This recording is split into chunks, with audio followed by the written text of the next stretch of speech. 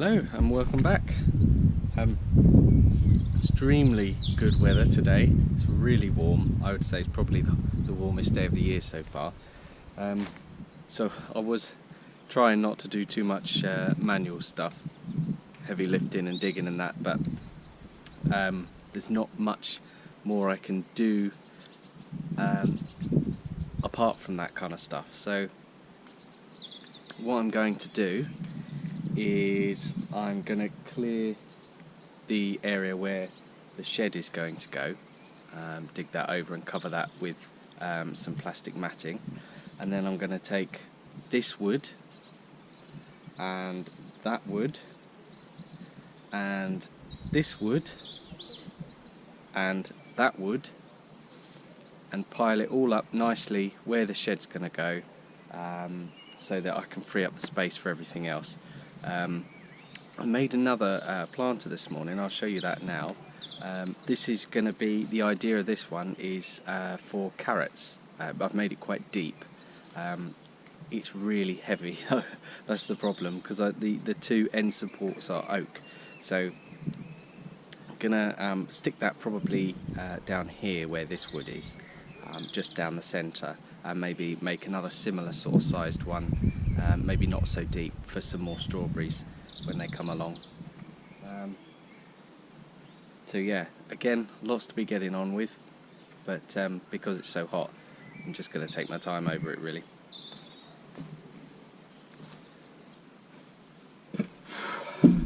It is absolutely roasting. Hello. It's a couple of days later now. When I was last here, it was hot again, but I'd also been struggling with a bad neck and shoulder, and I'd just had enough of digging, so I called it quits, went home. I didn't come down yesterday just to give myself a day's rest. Actually, I came down just for 5 minutes in the evening to see if I needed to water, because it was, again, yesterday, it was baking hot yesterday. And there was one tray of seeds in the greenhouse that needed watering. The rest of it all seemed fairly damp still, so I'm quite pleased with that. Actually, everything's, you know, holding the moisture fairly well. So that means in future, you know, if I can't get down for a day, I can have the peace of mind that I can leave it for a day without watering. So as you can tell, I'm covered in sweat. I've been digging over the area where my shed's going to be, and prepping that, so I'll show you that now, and then I'll tell you what I've got to do this afternoon. Okay, so here it is. I cleared and levelled this area, put some matting down, and I've piled up all of the remaining wood, the structural stuff over the back and the oak stuff at the front. And then this afternoon I'm gonna see if I can level this bit here, turn this over and level it, and then get the final bed in position. I'm gonna sort of stick it here, the last large bed, the deep one, so I've got a bit of room in front of the shed and in front of the compost heap, and then moving over to here at a later date. I'll sort this out. This bed's gonna go. I'll probably have some small planters in there in between the apple trees. Lots to get on with. Before we start that though, I'm absolutely gasping. So I'm going to have a cup of tea and stick some more sun cream on, because Sam will not be happy if I go back pink. Right, so this area is cleared now and I've got this last bed down. It's very wonky, so I do need to level it a bit more on this left hand side, but I'll get there another day because it's not being filled up at the moment. I've also uncovered and cleared this area down here.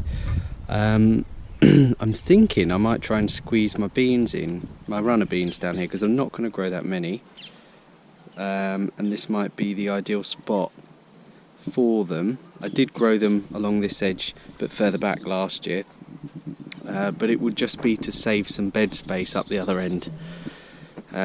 So I'll have a think about that. Like I said, that bed in the middle is going to go. I'm just leaving it there at the moment because it's weighing the matting down. I'll get some planters built for that area, just a couple in there, maybe grow some radishes or lettuce or something in them, we'll see. So as for now, I'm pretty good. There's not a lot left to be doing in terms of sort of moving stuff or any big digs or anything like that. So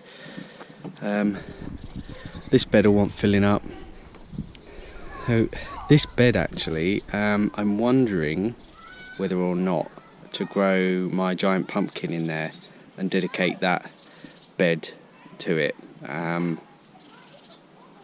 know it will overflow, but I think if I can just dedicate one area to it, like defined area, I'm better off than just plonking it down somewhere where there's a bit of space, for example here, and trying to then train it afterwards. We'll see how it goes. The giant pumpkin I'm going to grow was kindly sent to me by Terry from Robotic Allotment Gardening on a Budget. I think he might have changed his channel name now, I'm not sure.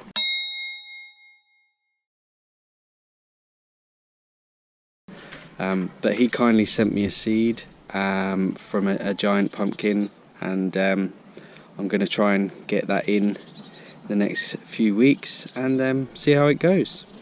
Fingers crossed for that one. Here are my tubs, by the way, that I ended up ordering. Got 10 30 litre ones. 30 litres seem to be the ones everybody uses.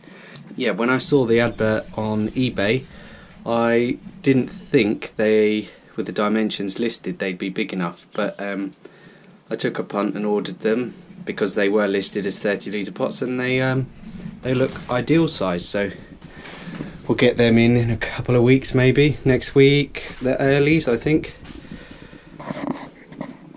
Here's my seedlings bench at the moment. Everything's just sprouted in the last couple of days, or most things have sprouted or started sprouting at least. Nothing in terms of tomato seedlings yet. And then we've got some celery and chilli and sweet peppers here that are waiting to come up as well. And I've got a titting cabinet. Well, that wasn't what the cabinet was for initially, but that's what I'm using it for at the moment. So I've got all my potatoes and I've got some beans down there,